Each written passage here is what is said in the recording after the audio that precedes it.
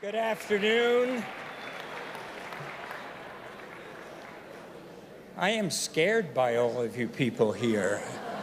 I really thank you. I'm Bob Stein, the chair of the seminars, and really thank you all for coming to our first seminar of our 15th season.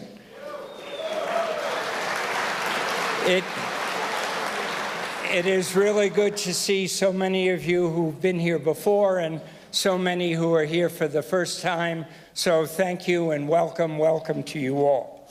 We're going to have 5 timely and important seminars in this 15th year, and we will continue to provide nonpartisan looks at important public policy issues that are on everybody's mind. Listening, learning, and discussing is especially important as policy positions nationally become more polarized. We hope that the discussion will start here at the seminars, but not end here, and will continue with spirited and courteous discussions after the seminars have concluded.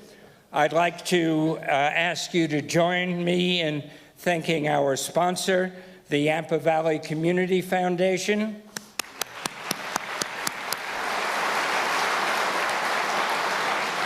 and also our supporting sponsor, Kate and Malcolm Hawk, who are there. Thank you both. And we would not be here in our 15th year without your support. It has enabled us to bring outstanding speakers to Steamboat and keep the seminars free to the community. So again, thank you and thank you. If you've not yet become a friend of the seminars this year and would like to, there should be forms in the back so you can sign up on our website, seminars@steamboat.org. Our Dutch treat dinners have moved to the cabin restaurant at the Grand. Let me repeat that. They have moved to the cabin restaurant at the Grand. Rex's was a wonderful home. We are moving, and I hope you will be moving there with us. Tonight is sold out. Others are still available. Parking is across the street, so we will hope that we'll see those of you who signed up at the cabin at the Grand. Additionally, we are continuing our partnership with KUNC, Northwest Colorado Public Radio, and I'm pleased that we are joined by Ryan Thompson, who's the operations manager of KUNC. Thanks for joining us, Ryan.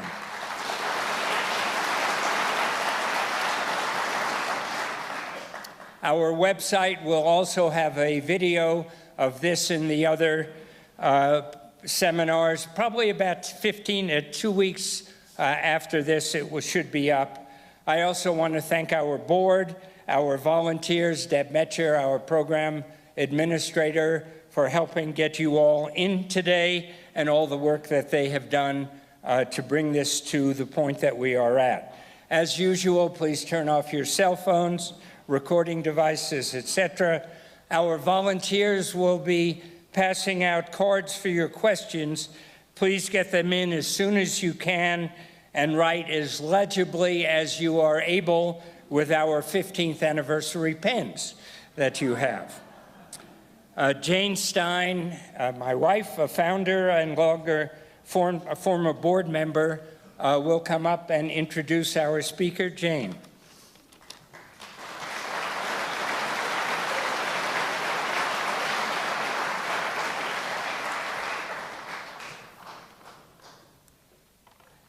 There is hardly a topic that's hotter today than fake news.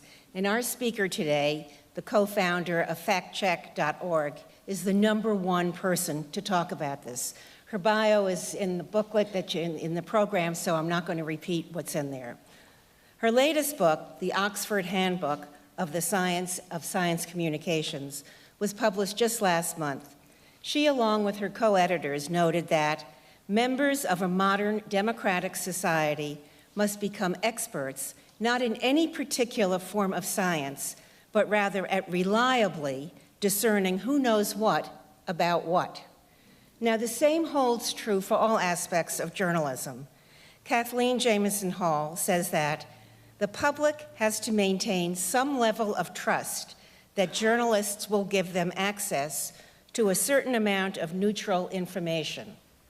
It is difficult, she says, to have viable policy options and good decision-making when misinformation or calculated deception shapes policy debates. To that end, she has coined an important and new phrase, viral deception, an illness in our society that can also be called VD. That's her term.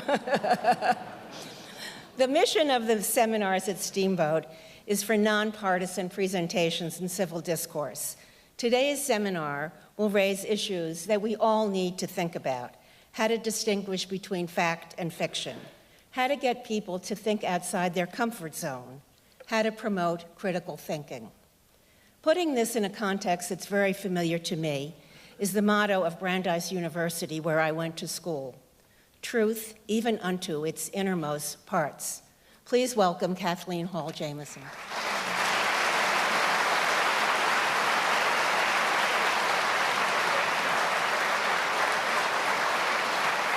Thank you. It's good to be with you.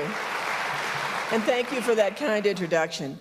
I want to extend my thanks to all of you who've made it possible for my husband, Bob, and for me to be with you today. I've never been in this part of the country before, and to say that it is spectacular is something that you know. Those of us from Philadelphia now know why it is a secret that is not widely shared.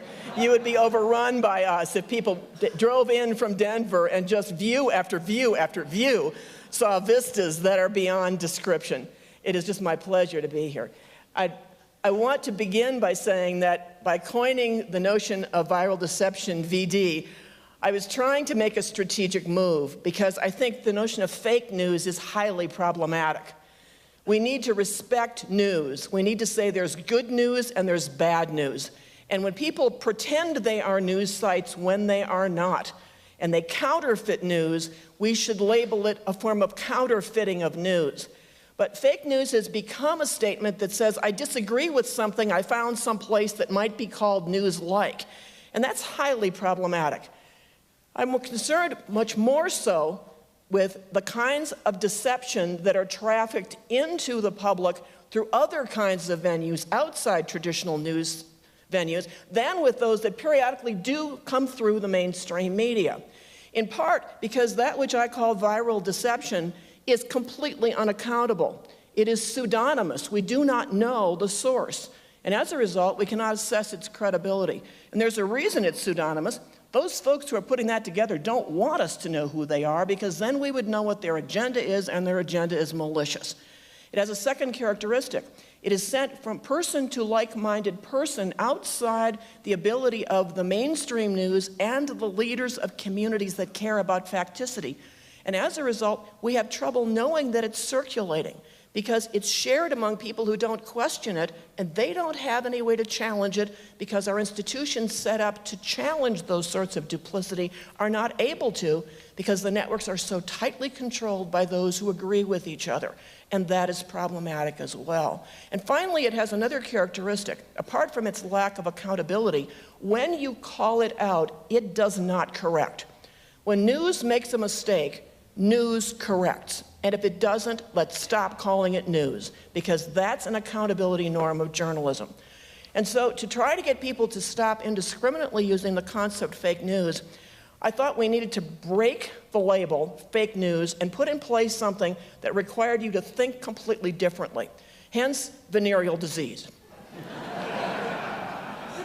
And I made the assumption that if I could get you to think VD, viral deception, venereal disease, we would break from any notion of news and instead say, I don't want it. I don't want it transmitted. I don't want it given to me. I don't want to give it to anyone else.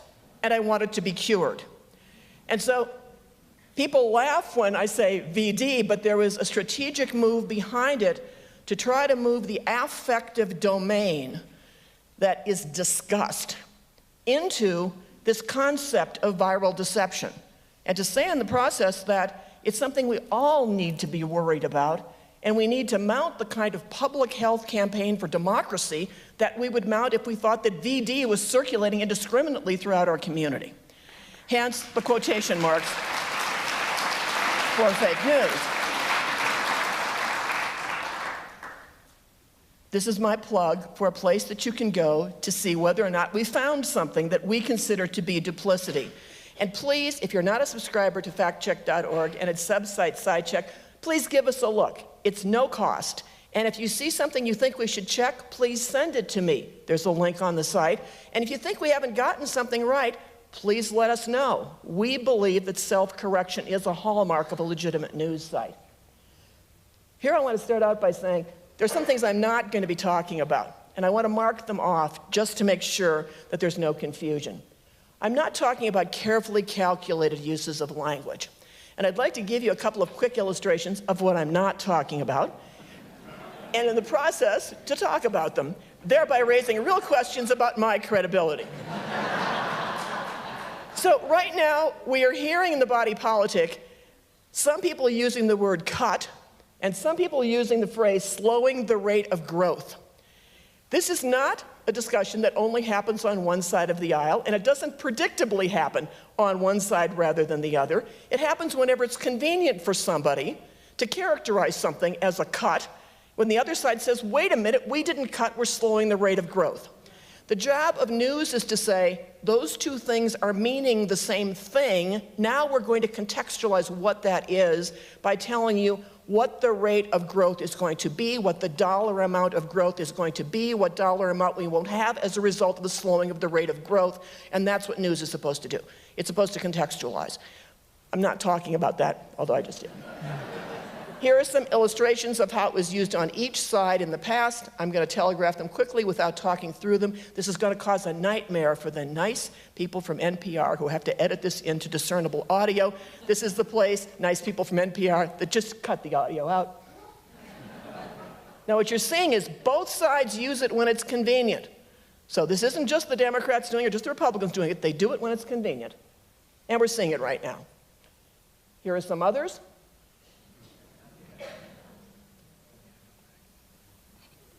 What those essentially do is invite you to perceive through the use of language in a way that's selective and obscures the underlying issue. It's important that it happens, it's important that we contextualize it, but I'm not going to worry about doing that now. Instead, what I'm discussing is deliberate political and viral deception. Now, I know by putting deliberate up there, I'm running into a landmine, because how can I possibly know it's deliberate? So let me tell you how I think I know some things are deliberate, when they are repeatedly corrected and people repeatedly say them. I'm going to assume that when that happens, it's deliberate. They've had a chance to change and they didn't change. And you know how I'm using the word fake news. So let me start out by saying I want to answer a series of questions. What does it look like? And this is political deception, viral deception. Why does it work? How do we blunt the effects of it? And how do we arm the public to detect deception? First, what does it look like? Some of this stuff is just going to look silly, but some of this stuff is going to look implausible to you, but it's not implausible to someone else. So these are statements that are problematic because some are willing to believe them. At least 8 trans youth have committed suicide in the wake of Trump's win, according to a private support group. No evidence to support the claim. White supremacist lynches himself after learning of his black ancestry. No evidence to support the claim. Dr. Gallo, I invented AIDS to depopulate humanity. No, he did not say that. No, he did not do that. This is implausible on its face. But notice it has the trappings of news and a news site. And the form of news carries a certain kind of plausibility. We need to be aware of it so that when we see it, we don't get gulled by it. In this case, we're not likely to be gulled by it. Nonetheless, it's circulating. The danger is some will believe. Pope Francis shocks the world by endorsing Donald Trump for president and releases a statement. Again, the form looks news-like. No, he didn't. Furious Chelsea Clinton thrown to the floor and handcuffed after Senator Lindsay's scandal linked to Clinton Foundation. Didn't happen. Graham says Christians must support Trump or face death camps. Didn't happen. ISIS leader calls for American Muslim voters to support Hillary Clinton. Didn't happen. Unicorn bones discovered at Atlantis. Well, maybe. Now look at all the people who have died and you missed it. No, they didn't. Not yet. We all will. There will be truth to these statements at some point, but not yet. Viral deception. Spicer, Trump has the legal right to cancel SCOTUS, that's the Supreme Court, because they serve at his pleasure. Didn't say it. That's my definition by the way of Supreme Court. Now, what does it look like when it is into the zone I call the silly zone? We're now going to play some audio. NPR folks, these are people talking. You'll hear their voices. And this may is strike Alex your Jones, listeners as InfoWars, way out, interviewing but someone. We actually believe that there is a colony on Mars that is populated by children who were kidnapped and sent into space on a 20-year ride, so that once they get to Mars, they have no alternative but to be slaves on the Mars colony. There's all kinds of. Well, look, I know 90% of the NASA missions are secret, and I was told by high-level NASA engineers that you have no idea. There's so much stuff going on, but then it goes off into all that. I mean, that's the kind of thing the media jumps on. But I know this: we see a bunch of a mechanical wreckage on Mars, and people say, "Oh, look, it looks like mechanics." They go, "Oh, you're a conspiracy theorist." Clearly, they don't want us looking into what's happening. Every time probes go over, they turn them off. Yes, people do say you are a conspiracy theorist. That's accurate. That's Alex Jones, InfoWars. Even the mainstream media are occasionally fooled. This one is just silly. Introducing the selfie shoes. No matter where you go, you'll always be camera ready. Just insert your phone into the port, raise it to the perfect angle, and click the internal button with the tap of your toe to take the photo.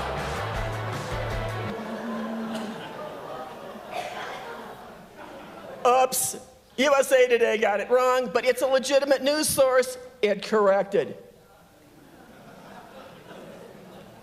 So which quote-unquote fake news stories are most concerning? The ones with consequential outcomes. And I'm going to focus here on consequential political deception. One example from each side: consequential deception, because people may believe something and as a result may feel as if they've been betrayed when it doesn't actually happen. We will keep this promise to the American people. If you like your doctor, you will be able to keep your doctor, period. We knew at the time that that promise could not be kept because of the structure of the insurance market. The fact checkers pointed that out. It couldn't be kept because of the structure of the insurance market. Another example? When you hear 4.9 and 5% unemployment, the number's probably 28, 29, as high as 35. In fact, I even heard recently 42%.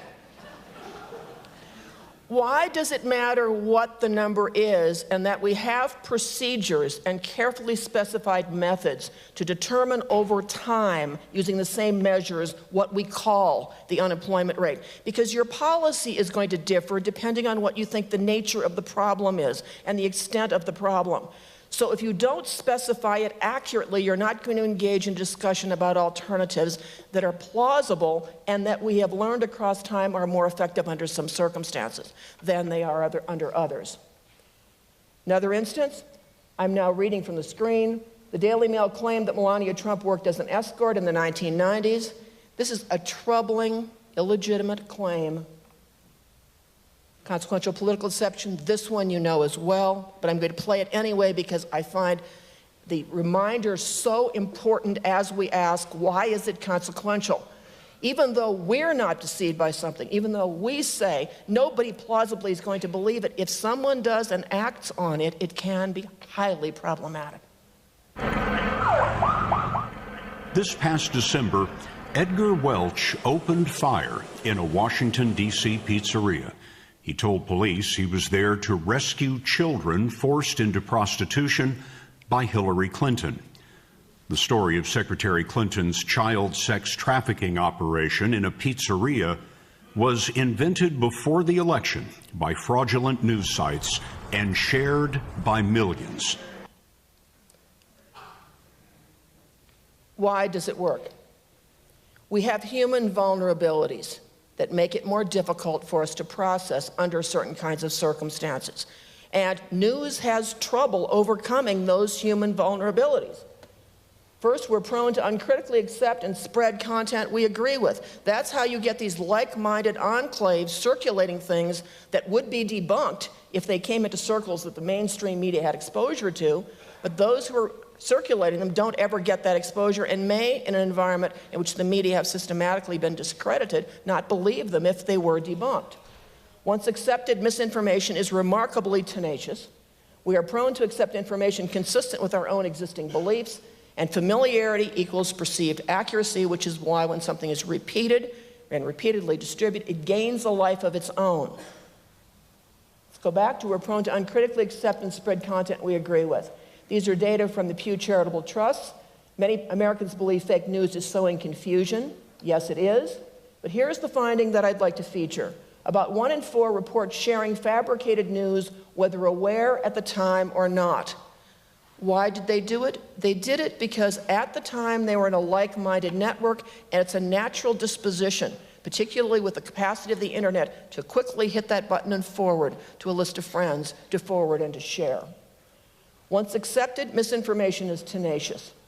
This is a meta-analysis that we've just published that confirms across all of the existing research that the persistence of information in the face of debunking is real. Now, notice the nature of that finding. It doesn't simply say misinformation of itself is tenacious. It says even when you debunk it, it tends to have an afterlife. Part of the reason is that when we lay down a piece of information, we say, for example, that Kathleen Jamieson is married to the handsomest man in this room. When any of the wives in this room or partners in this room take exception to it by saying not, the laying of the memory trace is still there, and my husband is greatly relieved that I still think that after almost 50 years of marriage. We are prone to accept information consistent with our existing beliefs. Here's the North Korean top leader named the Onion's sexiest man alive for 2012, and there's People's Daily Online featuring it. I suspect that Kim Jong-un thinks that's true. We know the Onion is a satire site. Nonetheless, it's demonstrating my point. We also know that people are more likely to believe the things that are consistent with belief, as well as fake stories inconsistent with their beliefs. They're more likely, if they're inconsistent, to reject them unless they've seen them before. So persistence and accuracy are actually related when you get high levels of ongoing exposure to something. That is, familiarity increases the likelihood of perceived accuracy. Here's a citation to a very finely done study which suggests that. Even when you've seen familiar headlines once before, you've increased the likelihood that you think they're accurate. And this is true even if you are saying to yourself as you see them, I think they're inaccurate. This is because of the nature of memory tracing, as best the psychologists can figure out. And so it works because there's some human dispositions at play that increase the likelihood that it works. So what can we do about it? How can we blunt the effects of deception? We did a major study of the impact of factcheck.org as well as a parody website that we created to increase the likelihood that those on the younger end of the age spectrum would consume political information. And what we found was that if you develop information carefully and get the audience involved in processing it deeply in a story structure that is engaging, you can effectively debunk. Now look at all the predicates I had to put in place before I said you can effectively debunk, and ask how often are we going to get people to actually process news that way? It's not that it can't work, it's that it doesn't tend to work if we're going to process quickly and if we're going to process superficially. So let's look at how we can debunk. First, let's stop it before it circulates. Solve the problem. Let's fact check it in real time so the memory doesn't set, so that we've got the correction in as the memory is laid down. Let's use visuals to overwhelm it by overwriting it, and then let's just simply overwhelming it by continuing to fact check it. Stop it before it circulates. Here's how the Trumps responded to the false allegation about Melania Trump. That settlement decreases the likelihood that that is going to be trafficked out virally in the future. But under most circumstances, people can't afford to litigate. They don't know who they're litigating against in the case of viral deception, and as a result, it's not a particularly viable solution. And we have many distinguished lawyers in the room, and they will tell us it's awfully hard to win lawsuits, and it's really expensive to file them to begin with. But nonetheless, it is potentially a preventative. They got a retraction, and it stopped circulating because the threat of lawsuit continued to hang over the heads of anyone who would repeat it, who could be found. Dispute by third parties. This is what Facebook is doing. Before you share the story, you may want to know that independent fact checkers disputed its accuracy. We're part of a group of 5 fact-checking organizations that partnered with Facebook to increase the likelihood that when something that has been flagged by one of us as problematic or deceptive is called up in a search, we get a warning up before. So before you've laid down the memory trace, you've laid down that somebody thinks it's false. And now you have the choice. You can say, I don't care, cancel, or continue, I want to read it. Today, we're testing some new features on Newsfeed. This is Facebook. An item may be flagged in your newsfeed if it has been disputed by an independent third-party fact checker outside of Facebook.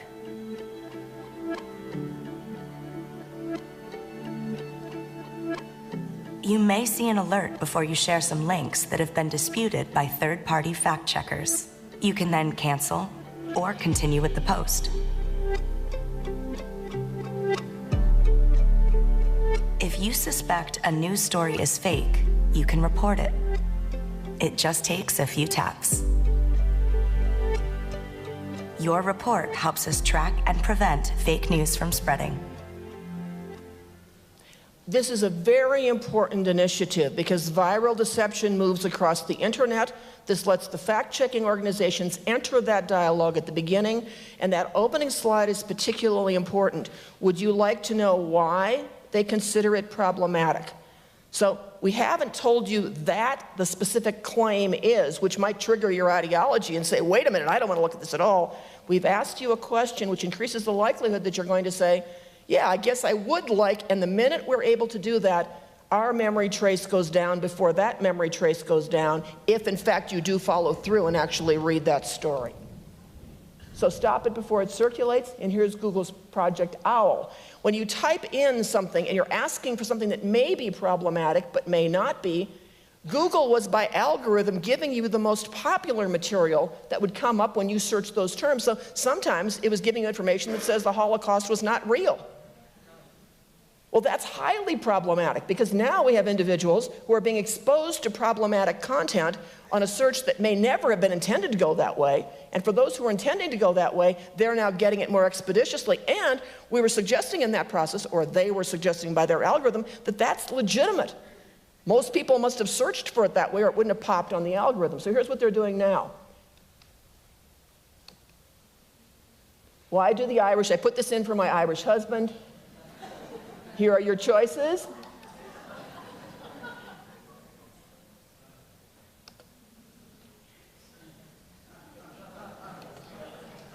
Okay? And then promoting authoritative content. So is Donald Trump giving $620 to all working Americans? The fact checkers come up on the top of the algorithm. All this is trying to do is increasing the access of people who might be locked into a like-minded enclave to information that might help them avoid layering in one more deception. And I applaud the people in Silicon Valley for finally figuring this out. I applaud them for figuring it out. I don't applaud them for the finally. Fact check it in real time. When someone is saying something deceptive and you catch it as you're hearing it, the correction is laid down with the deception.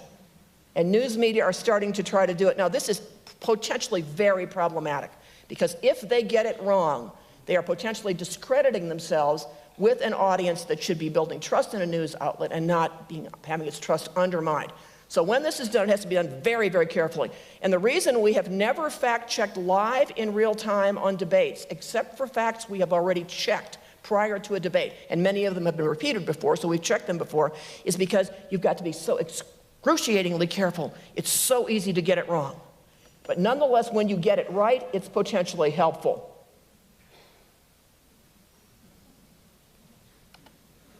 Use visuals to overwrite a problematic statement. We know that people process visuals more quickly and more deeply. And as a result, they have a capacity, visuals do, to overwrite what it is we've heard or we've seen in print. Here's an example.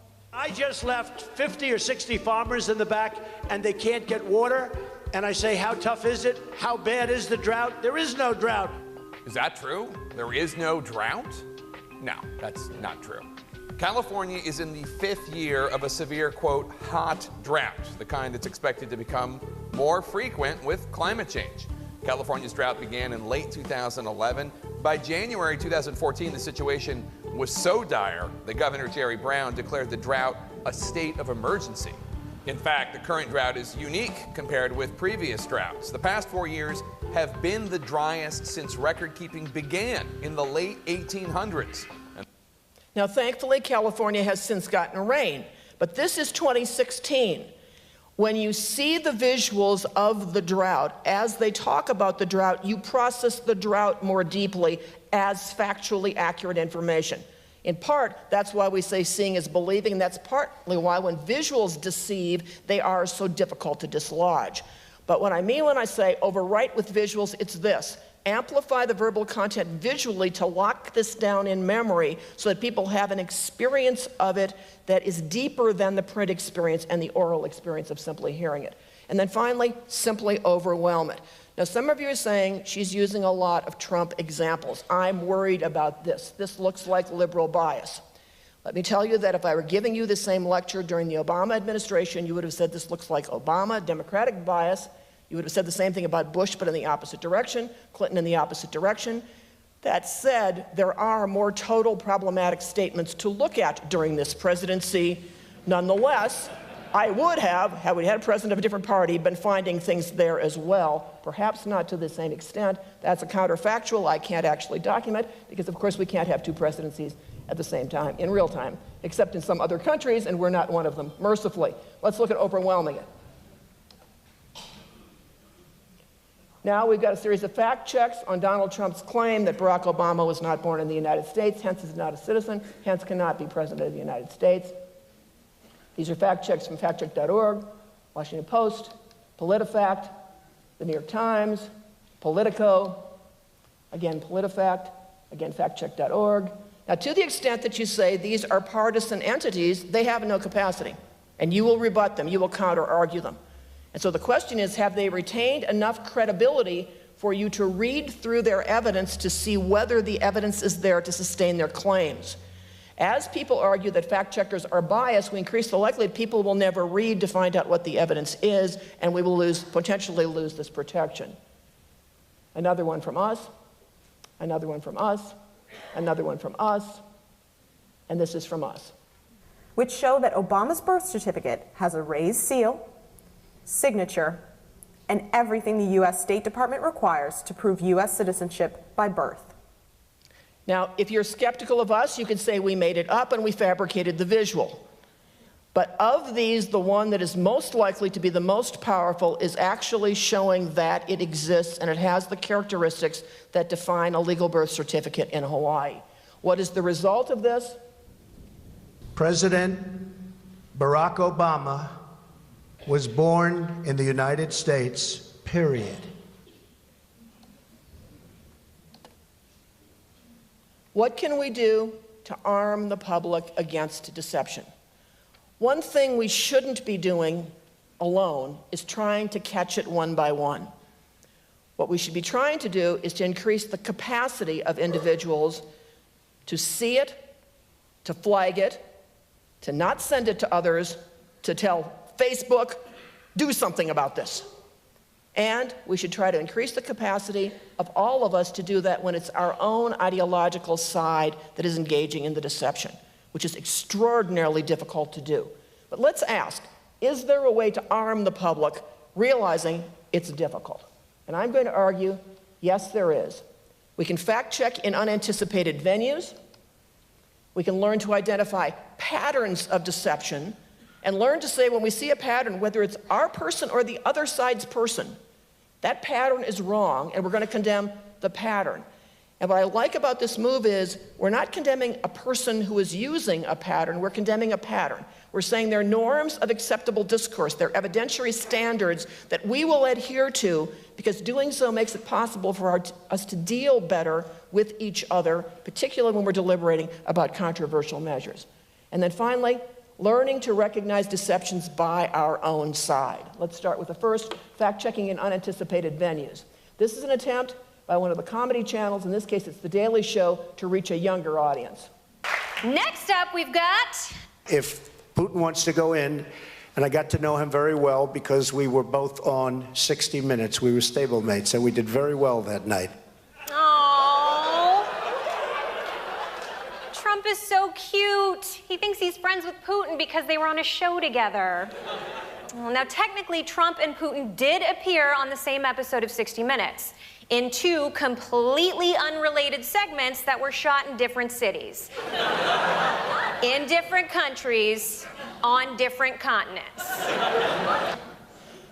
Now, what I like about that piece is the visual reinforcement of the fact-checking, because we know that that is more effective than simple verbal debunking. But there's another point here to be made. It's a younger person doing the checking, not someone my age. Not the age of Kessler at the Post, not the age of the typical journalist you see on television doing fact-checking. And it's not a traditional venue. It's a venue where you're more likely to find a younger audience. But you're more likely to find a liberal audience there. How do we find venues in which you're more likely to find a younger conservative audience? How do we find venues in which you're more likely to find anti-vaxxers, people who don't support vaccination with the measles, mumps, and rubella vaccine? They're not going to traditionally fall into the usual news categories or the usual entertainment categories.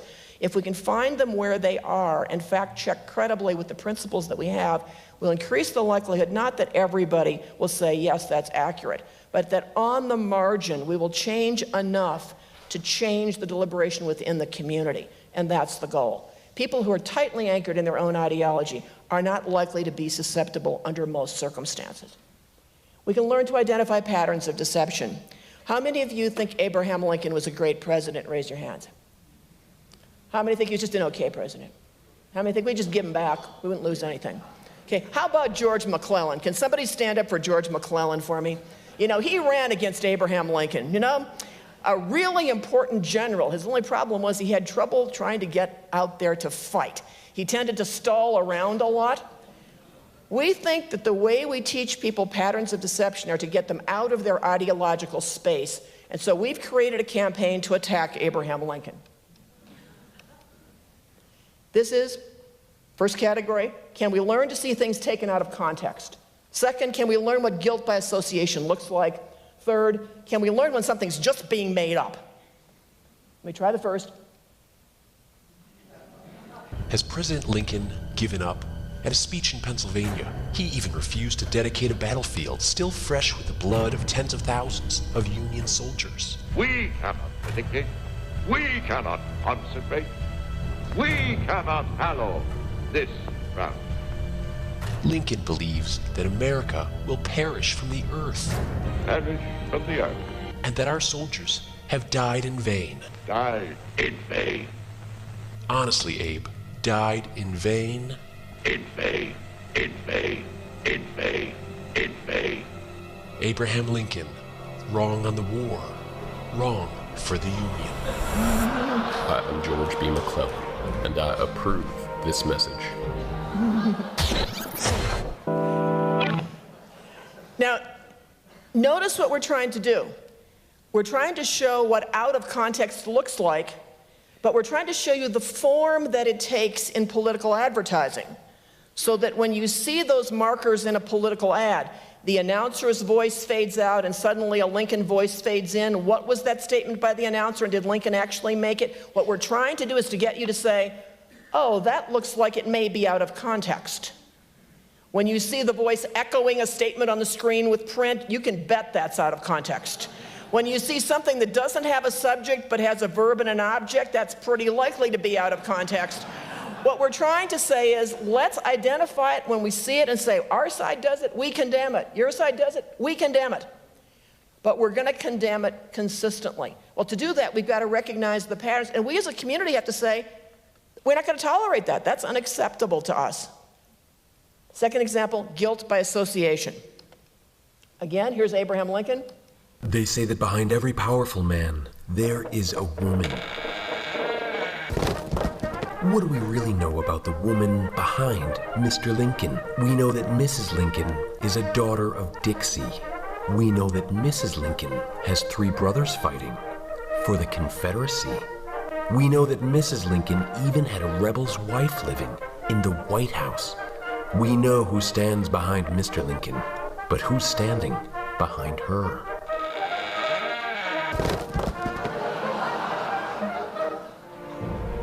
I am George B. McClellan, and I approve this message. Now, what this is trying to show is that you can take statements that are factually accurate. Those statements about Mary Todd Lincoln are factually accurate.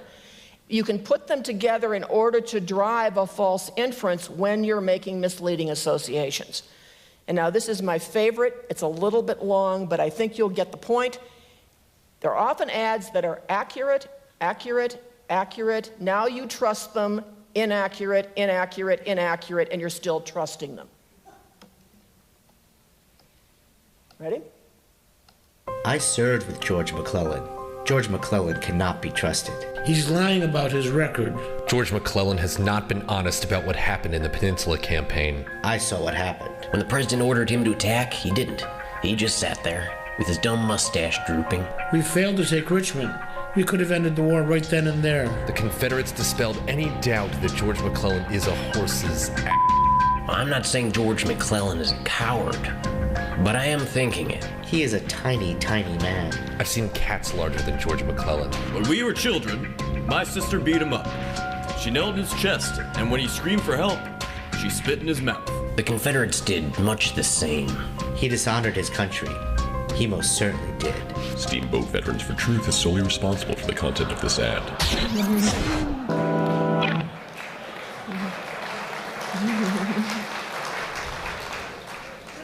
The most effective deceptive advertising starts out with statements that are plausible and often accurate before it segues into those that are problematic. It's the yes, yes, yes, and you miss the but, and you miss the no, and you miss the objection because you're now caught in the pattern. The first statements are accurate. We actually went through all of the letters and all of the diaries to find statements that people actually made and to the extent possible identified them accurately. We did not actually use real pictures of them because we couldn't find them in one case, but one of the pictures is actually an accurate picture of one of the people who said one of the things.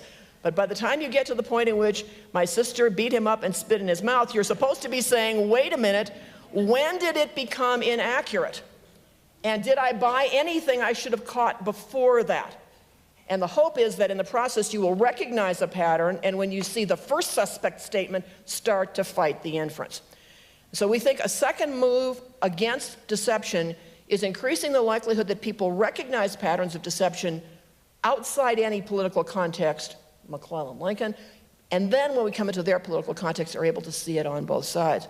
We think that the fact-checking organization should use a consistent vocabulary to label these things to increase the likelihood that we are able to recognize them, and in the words of psychologists, we start to get a schematic understanding of them. We start to get a concept in our head of them so that we can use them. They become part of our ordinary vocabulary.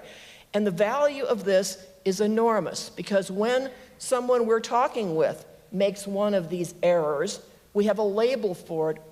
Ideally, we constructively point out why that isn't the best way to analyze that argument. But more importantly, when we are doing it, we would increase, we hope, the likelihood we would see that we are doing it as well and put a brake on that disposition on our own part. One of the problems with licensing these sorts of things in politics, as we have routinely in political advertising and political discourse, is we are going to increasingly license them in our own lives. And apart from making it more difficult to have a functional body politic, it's going to make it a lot more difficult to have a functional community, a functional family, a functional friendship, a functional marriage, at the point at which what one used to call ad hominem attack, and I now call ad feminem attack, so we can get both men and women into it. That's my one reference to Latin for the evening. That when we hear ourselves doing it, we say, wait a minute, that's illegitimate. We used to teach something called fallacies in school. We don't do it anymore. We need to teach them. We need to teach the categories of argument and bound them by whether they're legitimate or illegitimate and the circumstances under which they are each. My last category, we need to learn to recognize deceptions by our own side. This is called death by wheelchair. For the NPR listeners, when you don't hear talking on the screen, but you hear the audience here, the live audience here laughing, it means that an elderly woman actress, a woman who is made up to be an elderly woman, who is an actress, is being thrown off a cliff in a wheelchair. And in one case, the person who seems to be throwing her off the cliff is Barack Obama. And the other case, the person who appears to be throwing her off the cliff is Paul Ryan. Now, in no case is anyone actually thrown off a cliff. Barack Obama did not appear in any of these ads, nor did Paul Ryan. These are all actors. This is my disclaimer. We created this for factcheck.org to see whether or not we could increase the likelihood that people would see the pattern of deception being employed by both Democrats and Republicans. We then did an experiment to find out whether we could. The experiment said we can. Let's see if my experiment was right. Let's see if you think it works. It was another one of those days. Raining, but not enough rain to wash the filth straight off the streets. Homicide report on my desk. Another one, I thought out loud, pouring myself a stiff breakfast.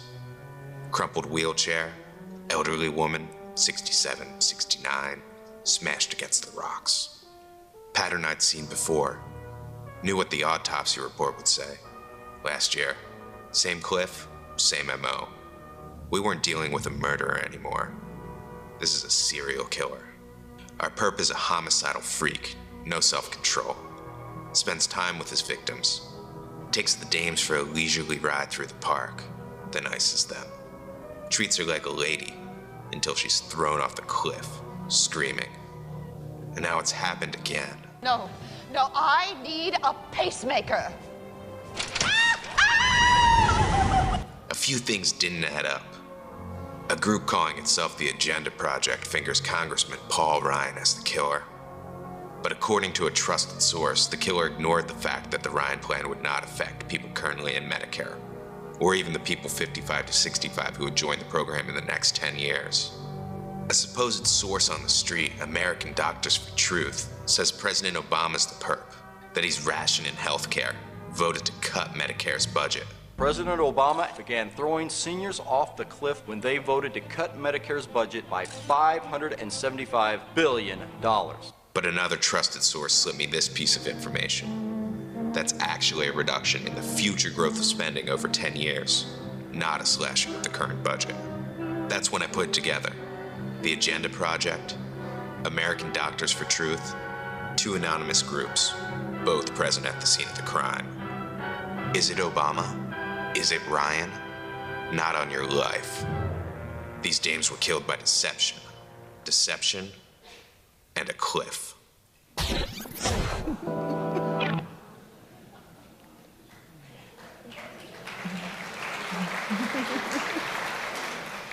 We rarely have the Democrats and the Republicans producing virtually identical ads with the same pattern of deception underneath. Every time we see it, we're going to produce another one of these because we think it's helpful when we are able to show both sides using the same tactic to invite people to see that their side is one of the two. One of the things that we know when we study incivility, a cousin of this form of deception because they tend to co-vary, is that those on the left tend to police incivility on the right, and those on the right tend to police incivility on the left. And by doing it, they increase the likelihood that their viewers will think, yes, there's incivility over there, not over here. And so we paired instances, it was this same experimental move, of people on the left and people on the right using virtually the same uncivil statement. In one case, it was calling a woman a slut, when one disagreed with their political position. On the other, a talk slut. One Democrat, one Republican. I won't tell you which, but I bet some of you can guess. Another one was use of Hitler references.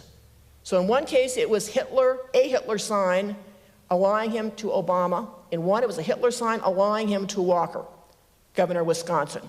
So we paired them, and we asked, we had 10 of those in total. Another one was claiming the other side wanted people to die as a result of passing legislation. So saying, if this passes, they're doing it because they want people to die. Not people will die because of, but they intentionally, they want people to die. We had 10 of these categories where we paired them up. And we asked MSNBC, Fox, and CNN transcripts to tell us what was the likelihood that the incivility would be policed on the ideological side of the network. And what we concluded was, on MSNBC, you saw a whole lot of policing of Republican incivility. On Fox, you saw a whole lot of policing of Democratic incivility. And on CNN, they just love incivility. They were just going after it anywhere they could find it. In the process, we learned something else. We have a sense that our culture is coarsening, and I suspect careful analysis will bear out that it actually is. But to some extent, replaying instances of the coarsening increases the likelihood that we think it's prevalent when it actually isn't. And to the extent that we think it's prevalent, we may come to think that it is more acceptable than it is. And to the extent that we only condemn it on the other side, and we miss that it's happening on our side, we're losing the most powerful way we have to decrease the likelihood of incivility. Because the other side isn't likely to listen to us, but our own side is. And as a result, there's a pernicious tendency at play, both in deceptive content and in uncivil content, to be pretty good about seeing it over there and not pretty good about seeing it over here. Death by wheelchair is our attempt to try to counteract that. So, summary. We have one ultimate protection. It's not catching it case by case, although we need to do it. It isn't forewarning by letting you know that you may have deceptive content coming up. Do you really want to see it? Do you want to know why it's deceptive before you see it? It's not necessarily increasing the likelihood that people within individual news venues and non-news venues are engaging in fact-checking. If fact-checking has been discredited, that's not going to work either. The ultimate protection is us. I'd be happy to take your comments or questions.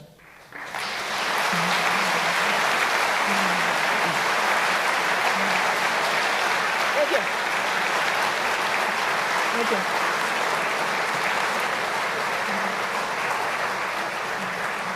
Thank you, Kathleen. That was an excellent presentation with a lot to think about. Please hand your questions in, and they'll be handed up here. To get the questions rolling, last month, Tom Friedman in the New York Times wrote about an answer to a question he was raised by a Canadian about what he fears most these days. He said, "I fear we're seeing an end to truth.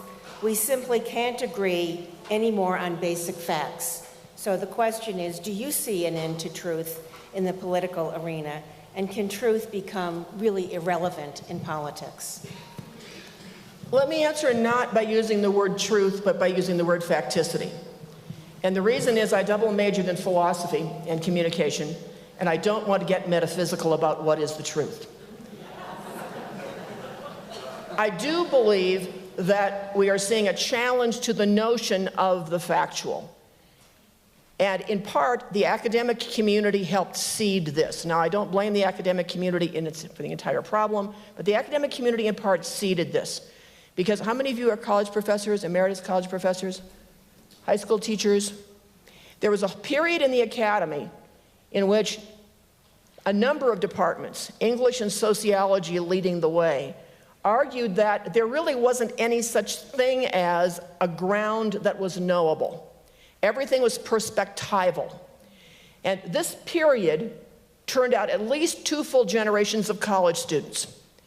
I now get questions from them as journalists that are tainted with the presumption that everybody's side has some legitimacy to it if you can just find out where they're coming from.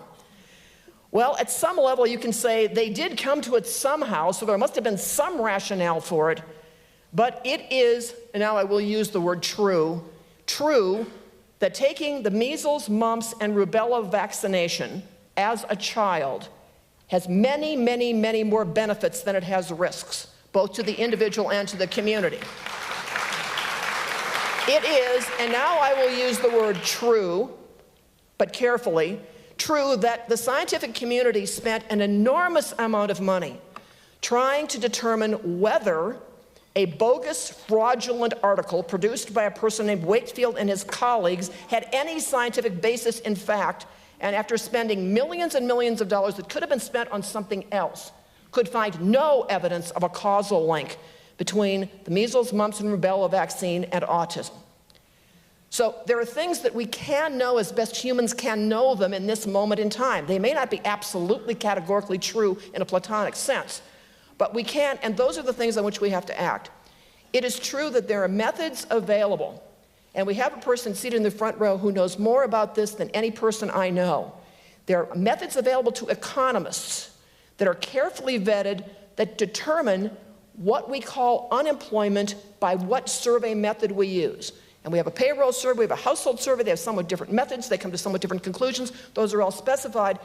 As long as those things are held constant across time, we know something. We know whether the this that we are talking about by those methods is getting worse or getting better. And if there's something wrong with the measure, we have procedures to fix the measure, and we are constantly, as a scholarly community, in this case, the economists and the statisticians, working to try to perfect those. So you see changes in economic indicators. You see GNP becoming GDP, for example. So to the extent that we can know, we do know through these kinds of reliable methods. That's now being challenged. But the majority of people who are in government right now behind closed doors still honor those things. The question is, are they telling the public what the public wants to hear because it is convenient in that moment for them in the short term to get reelected, or will they stand up and tell us what is actually knowable by the best available methods and then act on it? Which is why the citizenry actually becomes the protection here. Because the citizenry empowers those who lead to lead well by trying to make sure that in our own communities we are standing up for what is known and knowable based on good available evidence.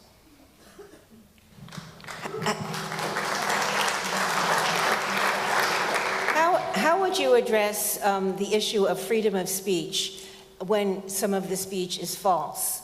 The issue you raised before of the Comet ping pong pizza case, the gentleman who did the invasion gets 4 years in prison. The person who gave the information that was false rescinded it, but what happens to him? What is the issue of freedom of speech with false information? How many of you are lawyers? You all have a better answer to this than I do, and in order to provide that answer, I'm now going to turn to Bob.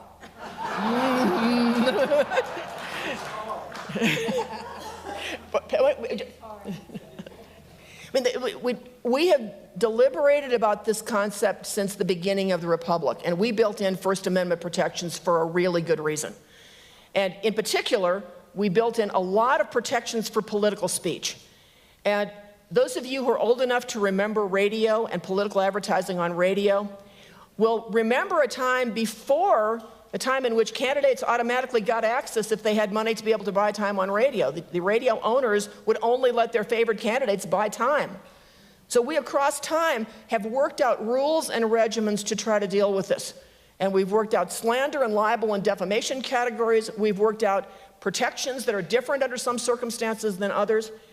We haven't before dealt with an environment in which the pseudonymous source, the anonymous source for practical purposes, because the labels are all fictitious labels, has the capacity it now has through viral connectivity to wreak havoc. I am all but a First Amendment absolutist. I think the solution to speech is speech. The solution to pernicious speech is arming an informed, caring public in order to immunize us against the pernicious characteristics, because I do not trust someone else to tell me where the boundaries are. I think history has lessons about trying to put those boundaries in, and those are lessons that say that part of the way we've preserved our country, to the extent that we have over time, and sometimes we've really gone wrong. Remember George Creel in World War I? I mean, there are times in which we have acted as if we didn't believe in the First Amendment. But to the extent that we've survived as well as we have, I think it is in part because we have such strong First Amendment protections. Those protections include protections for the press. But they only work well if the citizenry is there and not terribly vulnerable and terribly gullible. And now the question becomes problematic because we always have individuals in audiences who may not be processing the world the way everyone else does. There are troubled individuals. They have access to weapons that are potentially lethal.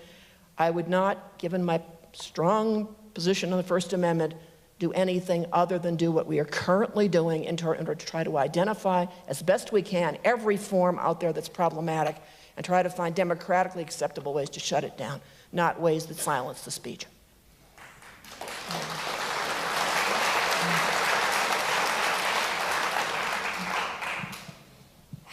how have we as a society developed in such a way that facts are no longer valued?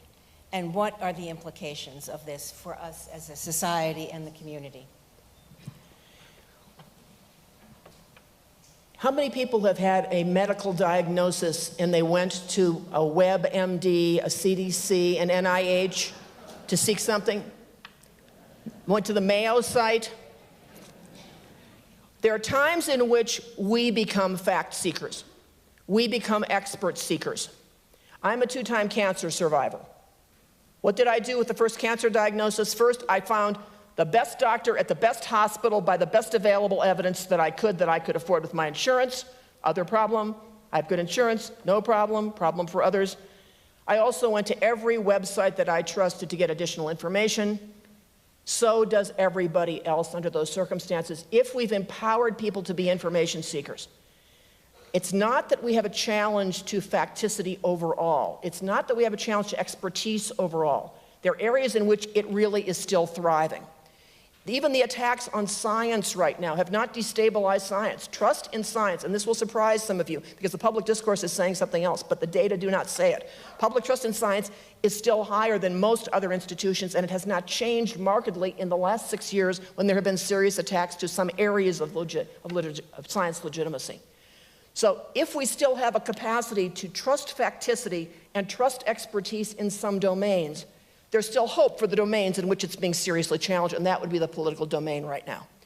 And that's why I am optimistic that if we can increase the capacity of the audience to do these kinds of things, if we can increase the quality of civics education in the schools so that people understand why we have branches of government and why we have an independent judiciary and why we have a First Amendment and why we have such strong protections for our press, I think we will weather this period, but it's not going to be easy. And there are people who say this is worse than it's ever been, and I disagree with them because, and I know there are people in the room who disagree with me about this, but I remember 68 to 72. We got through 68 to 72. Do you remember sitting down with people who disagreed with you about the war in Vietnam, regardless of which side you were on? Those were conversations that could not ever get to a factual underpinning. There were attacks on the press then, too. The press turned out to be right in what it was reporting, and that served the press well. But you also had shenanigans by those who were coming into power. The Nixon overtures to Vietnam to slow the peace process. You had riots in cities. You had assassinations.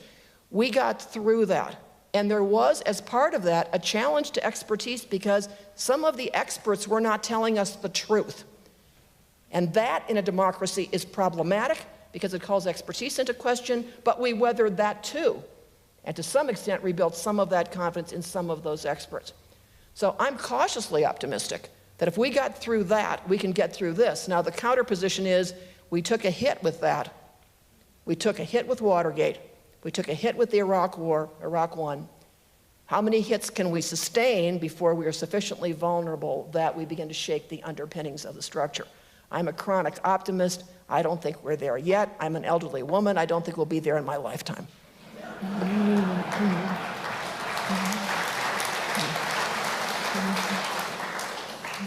A related question is, you are asking people to think.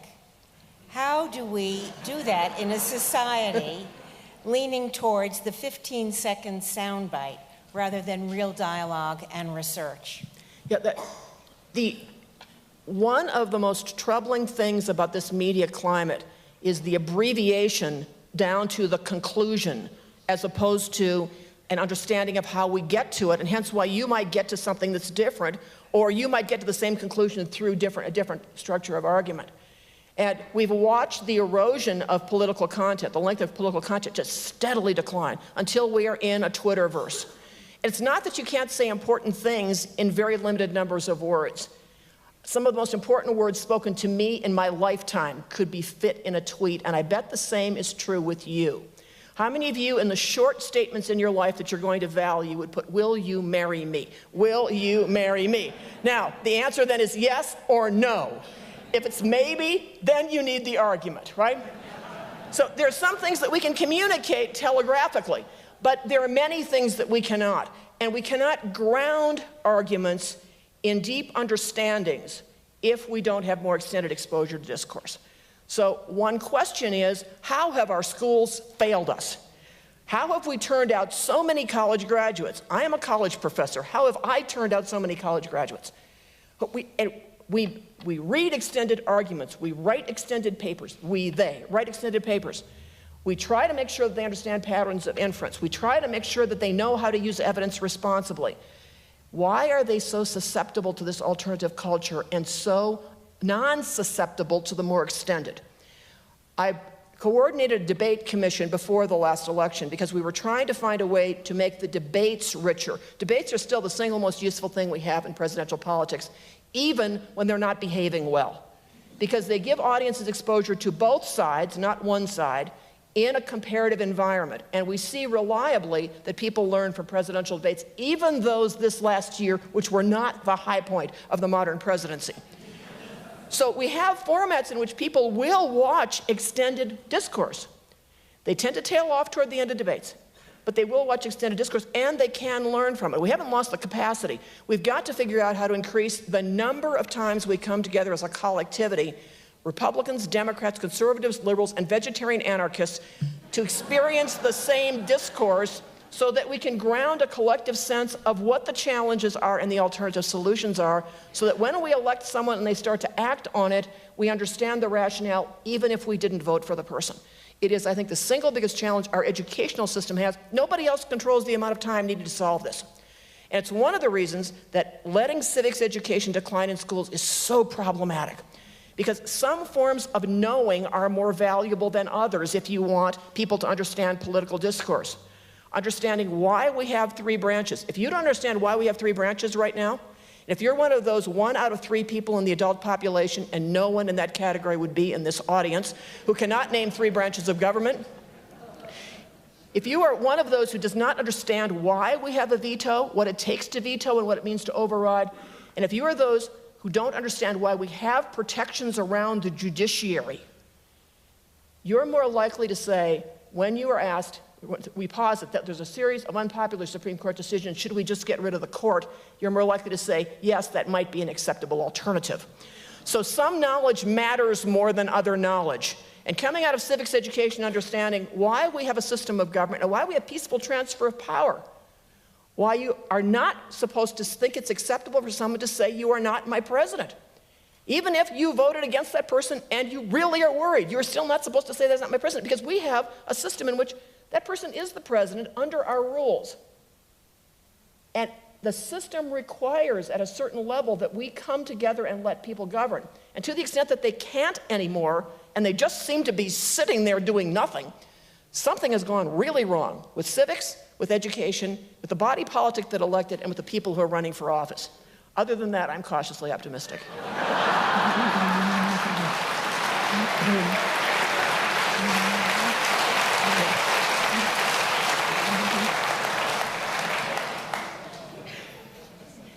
I should mention in asking this question that I am a former journalist. What can journalists do to better present the source of their facts so that we have a better certainty about what they are reporting, whether this be on television or radio or in print? One of the things I love about the internet is the capacity to link to other content. If you will go to the factcheck.org website, and subscribe, I really hope you do, you'll find a glossary. The glossary lists terms that you may not know definitions for. That was an awkward sentence. For which you may not have definitions readily at hand. Better. Not great. What that move is saying is we need to build a vocabulary to understand. Journalists help us build the vocabulary. Sometimes journalists are so far downstream they forget that people are entering without their level of knowledge, and they forget to define and clarify some key terms. But now that we're online, if you hit a term you don't know, you should be able to click a link and get to a glossary. The second thing we have on factcheck.org, please subscribe, is a list of sources that we trust. And we explain why we trust them and what we trust them for. We're a journalistic site, so I'm answering this question from my perspective as someone who runs a journalistic site. We think it's important that people know that when you are citing, for example, Brookings or the Urban Institute or when you are citing the Heritage Foundation, you are citing a source that has a track record, and it has these sorts of credentials. When you are citing someone who works for this group as opposed to that group, there's knowledge about the group that matters. To the extent that a journalist can give you those links in a real story so that you can check, we'll increase the likelihood that journalists help us understand the sources they trust and they use. And when they use suspect sources, we increase the likelihood that they will have to say to themselves, wait a minute, people are going to check to see what the source is, and as a result, maybe I shouldn't use the source. So I'd like to see more disclosure from journalists using the linking capacity of the internet. Print newspapers are going to be obsolete within my lifetime, and I'm an elderly woman, but newspapers are not. They're going to be online. And we need to develop the capacity of the online capacity to increase the likelihood, and here's my third point, that when you enter a story midstream, you can get the rest of the story. You can get the backstory. The problem with journalism is we go on vacation and we don't read or watch for a few weeks. And something really important can happen. And now we enter the stream, the journalist knows what's happening, but we need to be brought up to speed. The bottom of every journalistic source, our article should have all the links to the relevant sources on that topic. Most of the good newspapers now have this. The online newspapers now have this. Here's why this is so important. We spent almost a year studying the Zika virus communication of the CDC, NIH. We did a 35-week rolling cross-sectional survey to help them find out what the public knew. The journalist in the first article made sure that people knew sexually transmitted, and then they stopped saying it because they'd already said it once. In the first article, they explained why it's called Zika. Forest in Uganda, monkey got it. They didn't think they needed to explain this again. Well, they didn't if their website's linked. There's no reason every website shouldn't have linked to the CDC guidelines, including the visual guidelines, including those in multiple languages. But the sites did not come up to speed fast enough, and as a result, the survey showed the public got mosquito-borne. It did not get sexually transmitted. Well, this is the first instance of a disease we have which is both mosquito-borne and sexually transmitted. Journalists needed to develop our vocabulary and give us the links to all the backstories and give us the links to the CDC, at which point we might have prevented one transmission or a handful of transmissions and the tragedy of microcephaly for families and babies.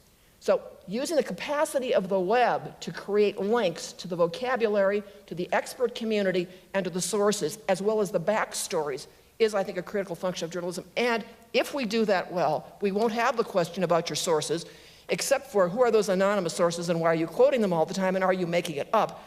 Different problem. And for that, I'm going to let the person who asked the question, who is a journalist, provide you the answer. No comment. On the very last question, does either the right or the left-leaning media do a better job of policing so-called VD? One of the things that we saw happen in this last election was a press that had never before confronted a candidate like Donald Trump. And the press had no idea what to do. So what you saw was journalistic norms and routines and a candidacy that was actually functioning in an entirely different domain. It's a little like the end of Interstellar. If you've seen the end of Interstellar, they have five-dimensional space. And a character comes back through five-dimensional space and somehow winds up through a bookshelf talking to somebody.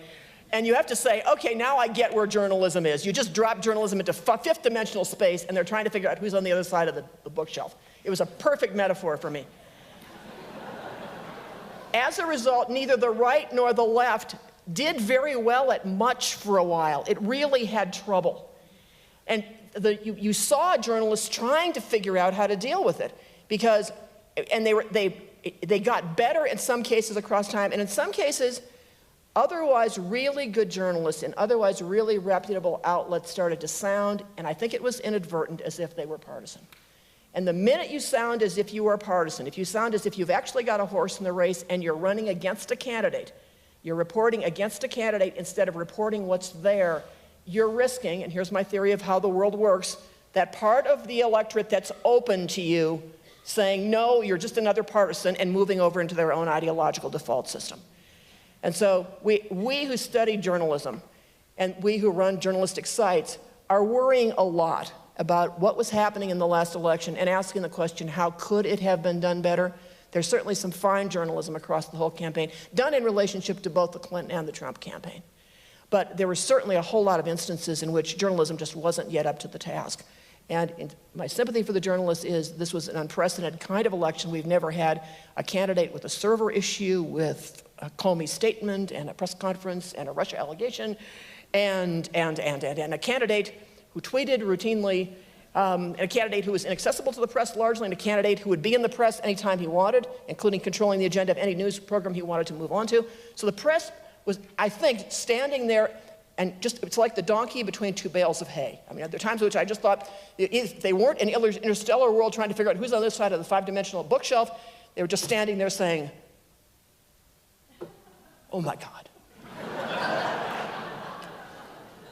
It will improve with your help. Thank you for the opportunity to meet with you.